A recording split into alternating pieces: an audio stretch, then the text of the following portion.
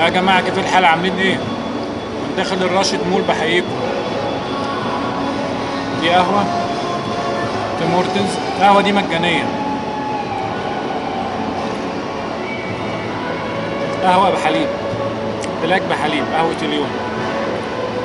هنا طلعوا قرار عندنا في الشركه في تيم هورتنز ان اي واحد يروح اي فرع من حقه ان هو ايه، ياخد قهوه مجانيه زي ما هو عايز.